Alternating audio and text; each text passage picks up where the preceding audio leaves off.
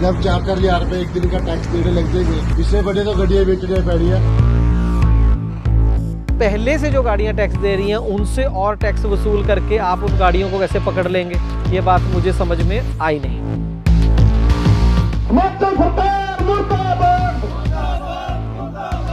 गुंडा टैक्स ले रहे हैं और कुछ नहीं है यहाँ पे। ये छोटी सी बात हिमाचल का जो ट्रांसपोर्ट विभाग है वो पता नहीं क्यों समझ नहीं पा रहा। ये काम तो IAS अफसरों का है, ये तो जो बैठे हैं दफ्तरों में उनको सरकार को बताना चाहिए कि सर हम नहीं लगा सकते हैं।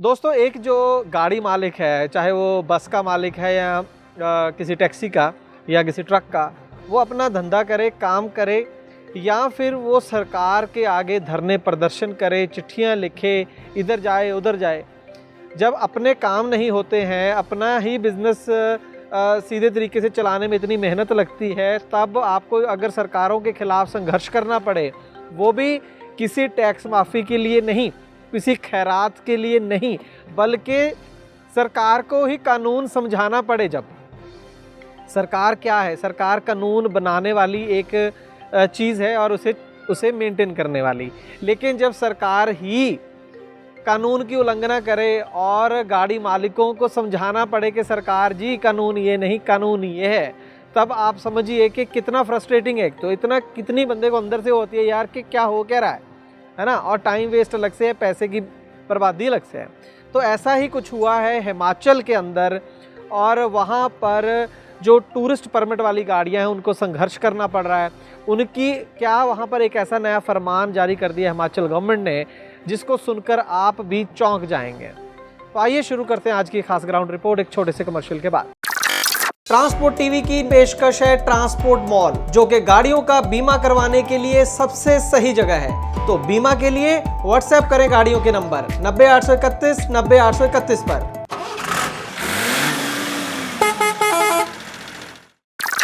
ट्रांसपोर्ट टीवी पर आपका स्वागत है दोस्तों, मैं हूं मनिंदर सिंह और आप देख रहे हैं ग्राउंड रिपोर्ट। दोस्तों, ये हम सबको पता है कि कुछ समय पहले बहुत एक लंबे संघर्ष के बाद भारत के अंदर टूरिस्ट गाड़ियां, उनके लिए भी नेशनल परमिट जो है AITP बोल देते हैं, वो लागू हो गया है। उससे पहले 2010-11 से सिर्फ ट्रकों के लिए ये नेशनल परमिट हुआ करता था। हालांकि जो ये ऑल इंडिया टूरिस्ट परमिट लागू हुआ उसमें जो फीस वगैरह चार्ज की जाती है उससे कोई भी ज़्यादा खुश नहीं है, लेकिन जो भी है बहुत सारे जो ऑपरेटर्स हैं जो जेन्युइन काम करना चाहते हैं उन्होंने ये परमिट लिया है। और इसका एक सिंपल सा मीनिंग ही ये है कि पहले क्या होता था कि अगर आपको 5 राज्यों में पैसेंजर को, टूरिस्ट को लेके जाना है तो 5 राज्यों का टैक्स भरो। लेकिन अब नेशनल परमिट में या टूरिस्ट परमिट में ये हो गया है ऑल इंडिया में कि भाई आपने अपनी होम स्टेट का टैक्स भरा और इसका नेशनल परमिट का भर दिया, और उसके बाद आप जहां मर्जी जाओ, सिंपल सी बात है। और जो भी पैसा इकट्ठा होता है वो केंद्र सरकार के पास इकट्ठा होता है, वो हर महीने जिस राज्य का जितना शेयर बनता है उसको वो डिस्ट्रीब्यूट करती है। और बहुत अच्छे से ये सिस्टम ट्रकों के मामले में तो कितने सालों से चल रहा है। लेकिन अब हिमाचल प्रदेश गवर्नमेंट ने, HP की गवर्नमेंट ने एक कदम आगे बढ़कर एक नया काम कर दिया।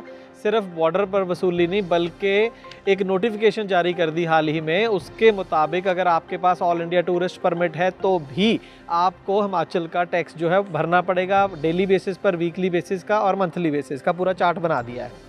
ये जो नोटिफिकेशन है 11 जुलाई 2023 को जारी कर दी गई है और 24/8/2023 को एक पत्र जारी करके RTO ARTOs के नाम पर इसको लागू कर दिया। उसके बाद बाकायदा वहाँ पर वसूली हो रही है टैक्स की, बॉर्डर्स के ऊपर, चेक पोस्ट के ऊपर। अगर आपके पास ऑल इंडिया टूरिस्ट परमिट है तो भी आप ये क्लिपिंग्स देख सकते हैं। ये जो किया इन्होंने कि ऑल इंडिया जो हमारे पास ऑल इंडिया ऑलरेडी है, ऑल इंडिया कटा हो तभी एक दिन का टैक्स कटेगा।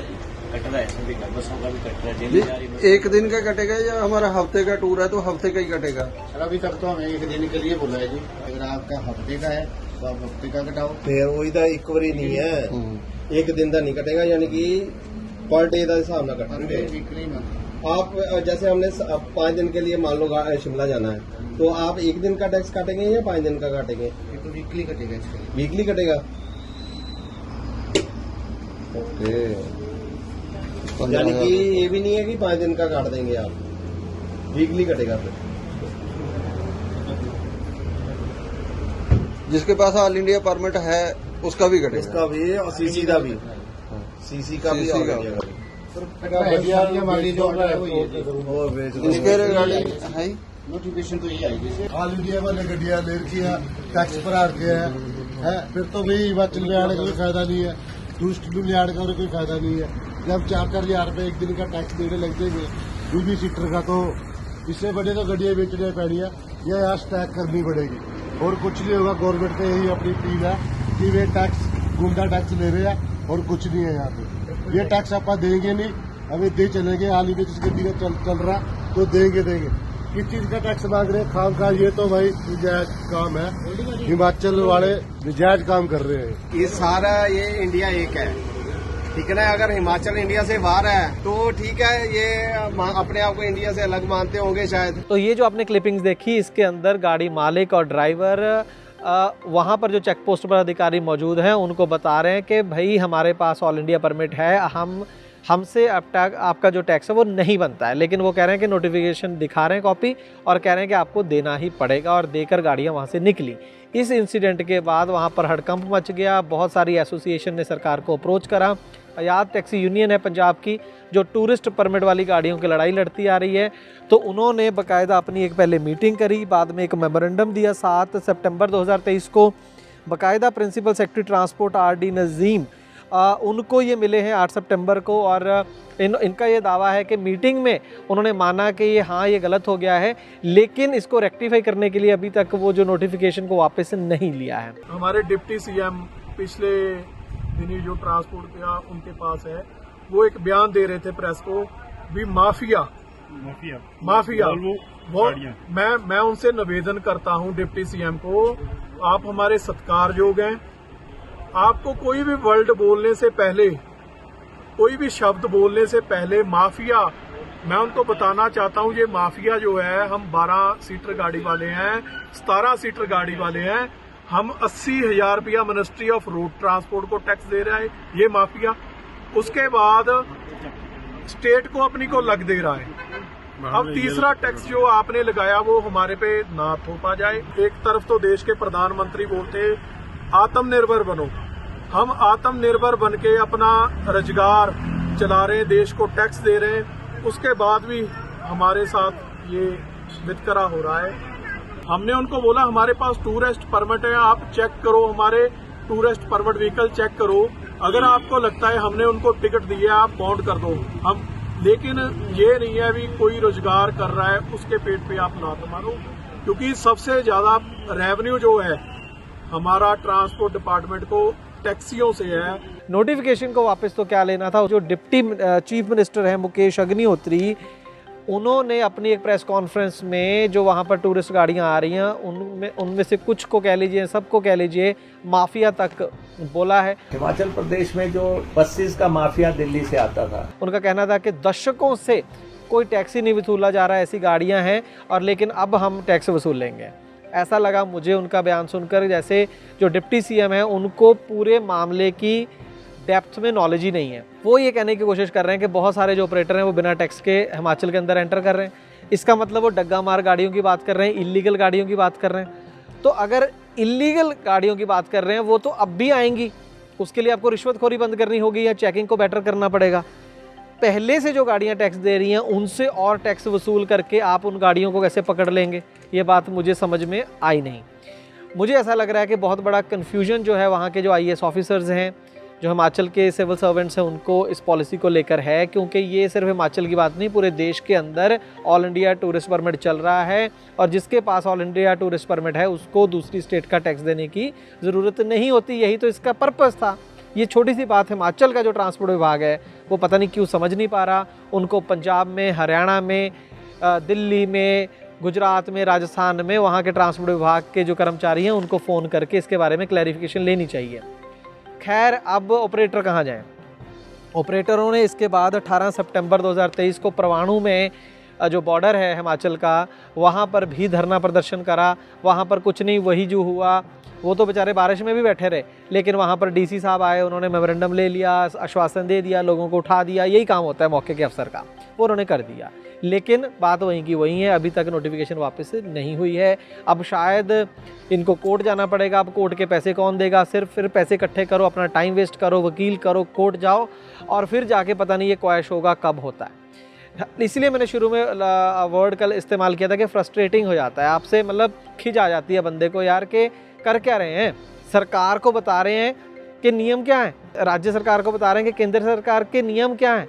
आपको मतलब ये काम तो IAS अफसरों का है, ये तो जो बैठे हैं दफ्तरों में उनको सरकार को बताना चाहिए कि सर हम नहीं लगा सकते हैं, केंद्र सरकार की नोटिफिकेशन को सुपरसीड नहीं कर सकते हो आप।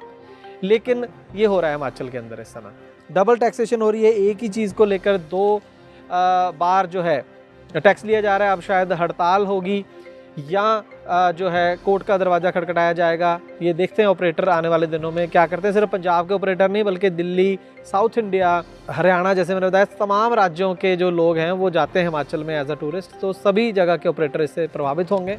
अब कौन कितना एफर्ट करता है आने वाले दिनों में पता चलेगा। शरणजीत सिंह कलसी हैं, आज़ाद टैक्सी यूनियन के प्रेसिडेंट हैं, पहले भी काफ़ी एफर्ट्स इन्होंने किए हैं, काफ़ी जजमेंट्स भी लेकर आए हैं ऑपरेटर्स के हक़ में। अब भी वही आज़ाद टैक्सी यूनियन का जो पूरा है उसको लीड कर रहे हैं। उम्मीद करेंगे कि इनको जल्द सफलता मिले, बहुत टाइम पैसा इनका वेस्ट ना हो। हिमाचल सरकार के ये जो कदम उठाया है इस समझ से परे है। आपको अगर ट्रांसपोर्ट टीवी का काम अच्छा लगता है तो वीडियो को ज़्यादा से ज़्यादा शेयर करें, और ट्रांसपोर्ट टीवी देखने के लिए बहुत बहुत शुक्रिया। आज से कुछ साल पहले RTO जो भी कहता था, जो भी मांगता था उसे देना पड़ता था, क्योंकि ड्राइवरों को कुछ भी पता नहीं था। लेकिन ट्रांसपोर्ट टीवी देखने के बाद में हर ड्राइवर को जानकारी मिली है, और वो गलत होने पर अपनी आवाज़ उठाते हैं, बोलते हैं। ये सब ट्रांसपोर्ट टीवी चैनल की वजह से हुआ है। ट्रांसपोर्ट टीवी चैनल पूरे देश में एक क्रांति की तरह है। मैं उसे बहुत बहुत धन्यवाद करता हूँ कि वो ड्राइवरों के लिए बोलते हैं, ड्राइवरों को बताते हैं उनके हक, वो कहाँ सही हैं और कहाँ गलत हैं। और मेरे दूसरे ड्राइवर भाइयों से भी अनुरोध है कि ज़्यादा से ज़्यादा वीडियो देखें, जिससे आपको जानकारी और लाभकारी मिलेगी। ट्रांसपोर्ट टीवी वेरी वेरी धन्यवाद।